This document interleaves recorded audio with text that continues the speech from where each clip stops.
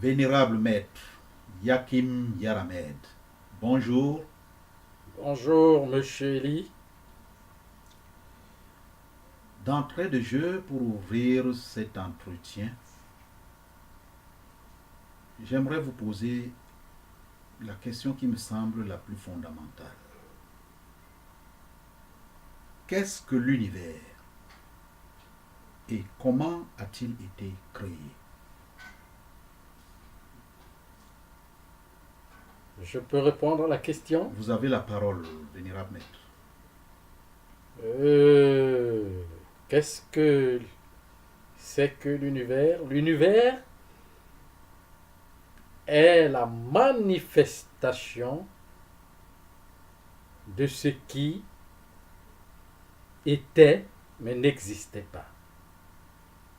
Ce qui est dans la non-existence, dans l'existence. C'est un peu difficile à comprendre. Maintenant, pour l'expliquer plus mieux, on lui donne un nom qu'on appelle le non manifesté, l'inconnu, l'incompris. Ça veut dire que c'est lui qui était, mais ne se manifestait pas. Il était lui-même et comprenait lui-même seulement. Mais rien en lui ne le comprenait, ne le connaissait et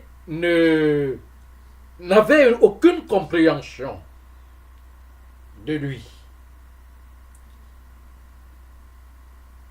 Je ne sais pas si vous comprenez ce que je suis en train de dire. Tout à fait, nous vous suivons. Donc, le non manifesté, c'est la non-existence qui est dans l'existence. C'est difficile à comprendre parce que c'est dans un langage primordial, c'est dans un langage des anciens. Le non manifesté est appelé l'abîme. Dans l'abîmé. L'abîme, c'est quoi? L'abîme, c'est la profondeur.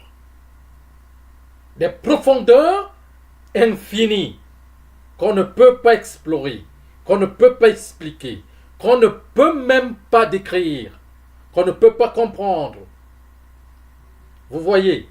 Et maintenant, lui qui n'a pas de père, qui n'a pas d'avenue, qui n'a pas de maître, qui n'a pas de début, ni de fin,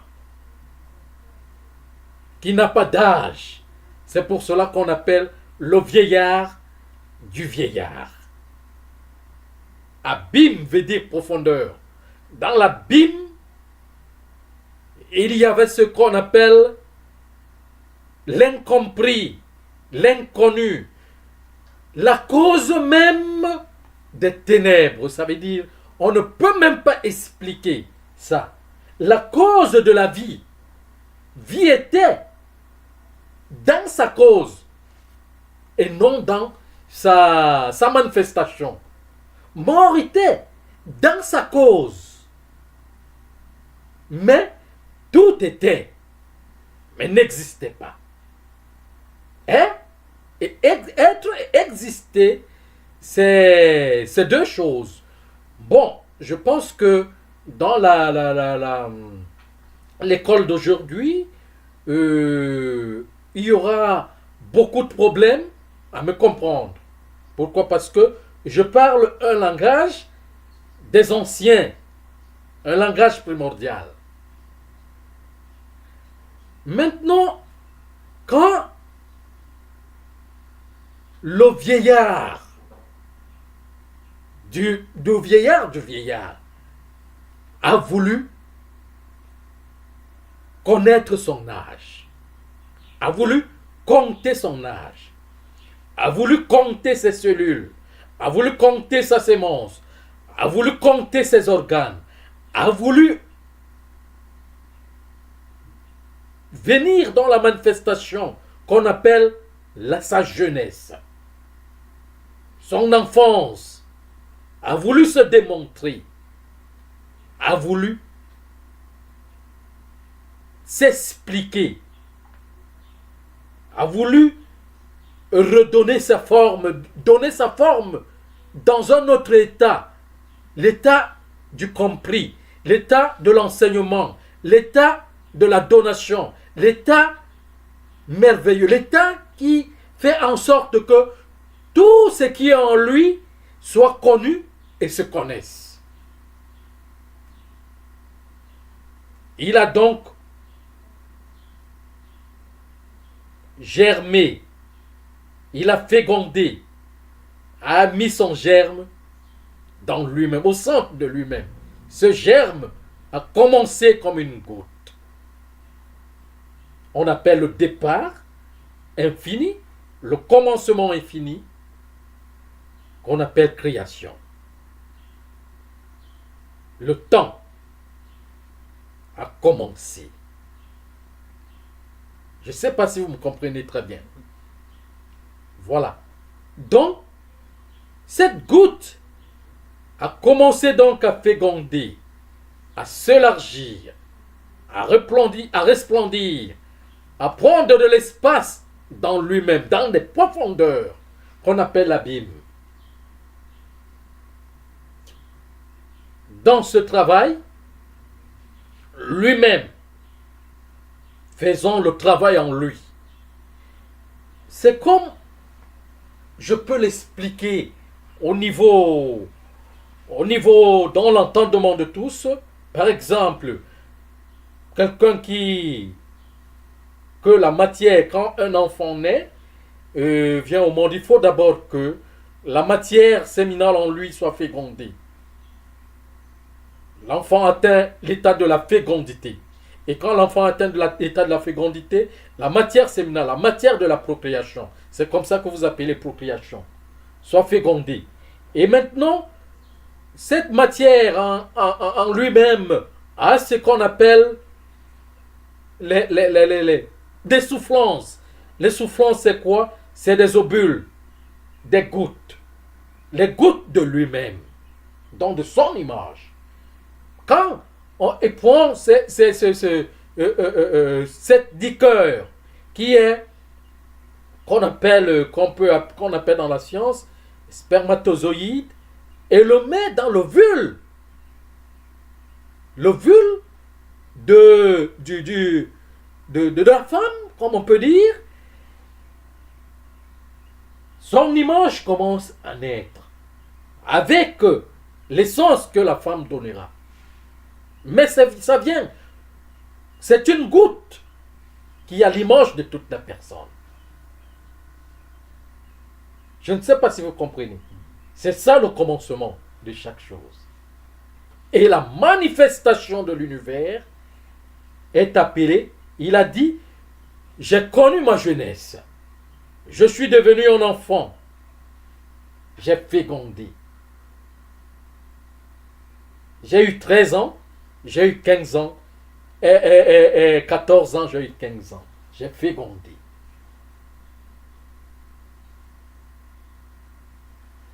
C'est ça. Toute chose commence par là.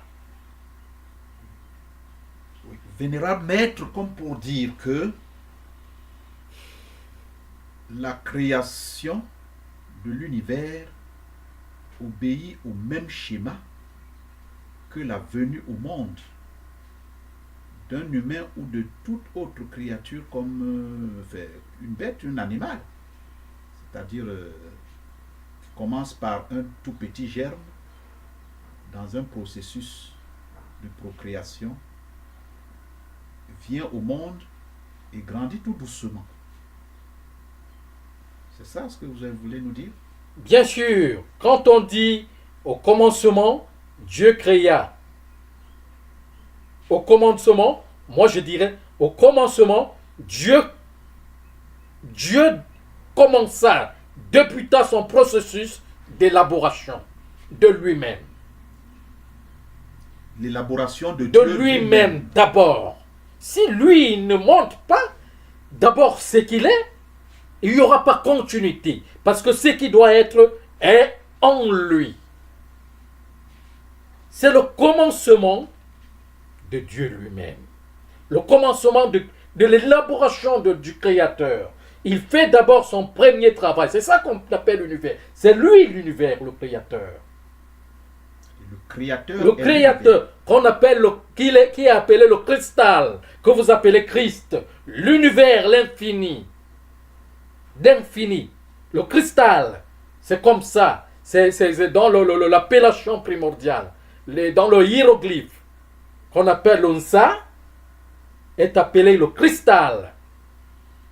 Donc, il est venu dans la transparence, dans la jeunesse, dans l'éclat, dans la vision, dans son miroir, pour éclairer, pour montrer qui il est. Dans le côté de l'exploration, qu'on appelle la jeunesse, qu'on appelle encore manifestation, qu'on appelle création. Compter le temps. C'est un programme et ça, ce qu'on appelle l'organisation. C'est pour cela qu'on implique le chiffre 7, veut dire organisation. Je m'organise à me montrer dans l'autre côté de ma vie, auquel toutes les choses vont marcher. Parce qu'en lui, tout était, ne marchait pas. Mais tout était vieillard, tout était, n'avait pas de temps, tout était dans l'espace de profondeur, occupant tout l'espace. Mais il faut maintenant que, pour qu'il montre qui il est, il faut que tout cela, qui est en lui, ou bien qui est lui-même, commence par un processus de germe. Et commencer à compter son temps pour démontrer le programme dans l'organisation, dans son organisme. Ce qui voudrait donc dire que les 7 jours qu'il a pris veut dire organisation. Devenir, m'organiser, s'élaborer, me tendre, me définir. Est-ce que ces 7 jours veulent dire les 7 jours de la semaine que nous connaissons, de lundi à dimanche, de 24 heures? Non, non. Non. Ce ne sont pas des jours calendaires que nous connaissons. Non. Ce n'est qu'un symbole. Ce n'est qu'un symbole. Alors, en réalité, donc, de manière sommaire, on ne vous demandera peut-être pas d'entrer dans tous les détails, mais ces 7 jours pourraient donc correspondre à quoi? Non, il y a dans l'organisation, les 7 jours, parle de l'organisation sur la manifestation de l'univers. Mais l'univers est infini. Ça veut dire que quand quelque chose est infini, à un jour, le jour de l'univers veut dire révélation, éclairé dans dans le programme auquel, dans l'organisation, dans son organisme, se révèle avec un corps qu'on appelle couleur prérogative, couleur primordiale, couleur infinie. Parce que c'est de là où la matière, toute sa matière se labore. Et quand déjà sa transformation doit apparaître,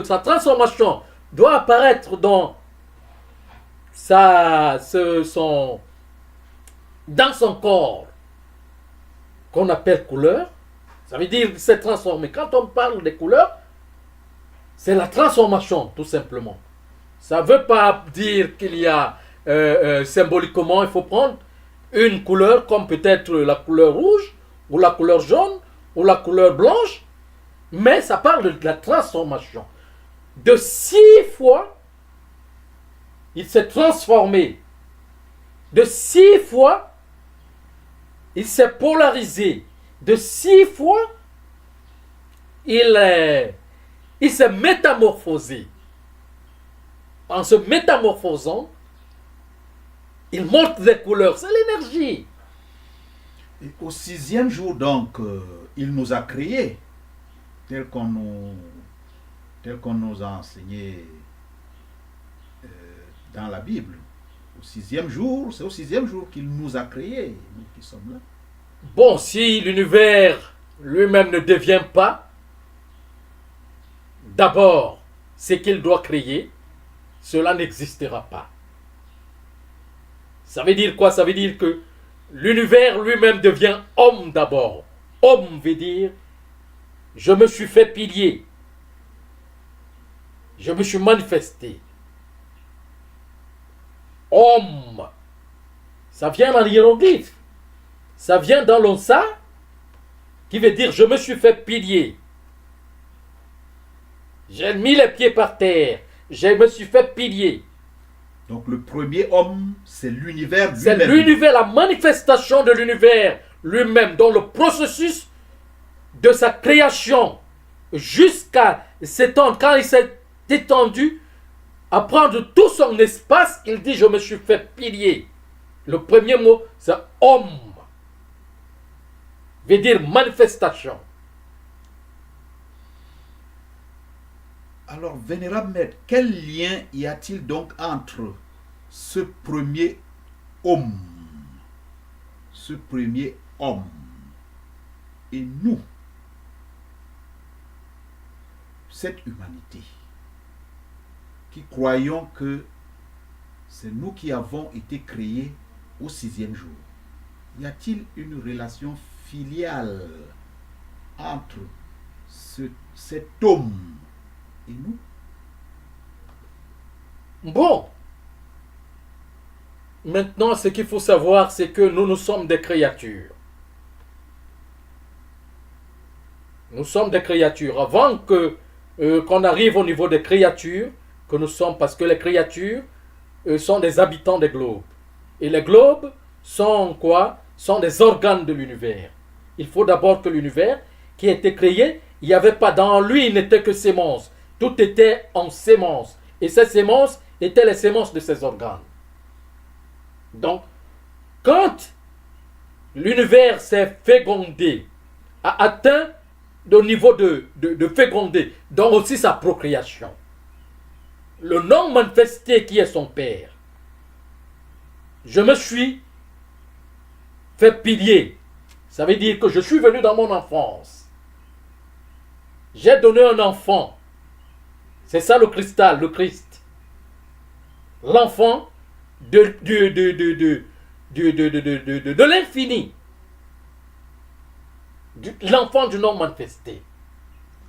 Et maintenant, lui, dit donc, lui quand la création arrive au niveau de la fécondité, au niveau de la maturité, c'est lui l'enfant qui atteint le niveau, qui a eu l'image de son père et de sa mère, doit ressembler à son père et à sa mère.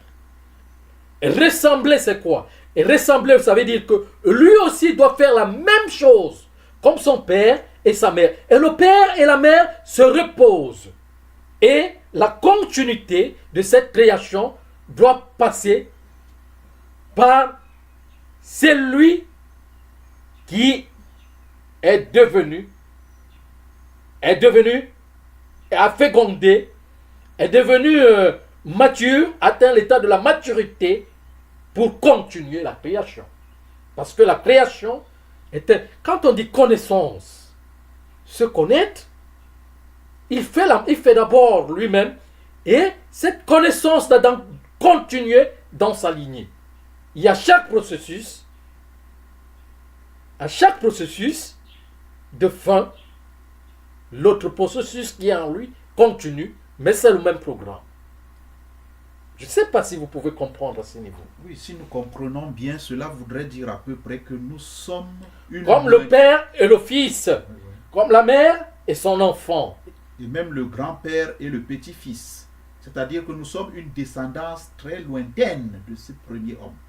Bon, maintenant on ne peut pas encore parler de nous. Là, c'est encore une étape qui qui est assez... élevé par rapport à nous. Oui, On ne peut même pas encore parler on ne peut pas encore parler. On ne peut pas encore parler de cette humanité. on peut pas encore parler de l'humain. On ne peut pas encore parler même de l'être humain. Parce que humain et être humain, c'est deux choses. Oui, dites-nous un mot. On va en Humain, parler. Humain et être humain. Bon, humain et être humain. Humain, c'est qui? Être humain, c'est qui? Mais nous, on sait qu'on est. Nous sommes Bon, des humains. nous sommes encore, vous allez poser cette question plus posément. D'accord. Nous sommes encore au niveau de l'univers. D'accord. Hein?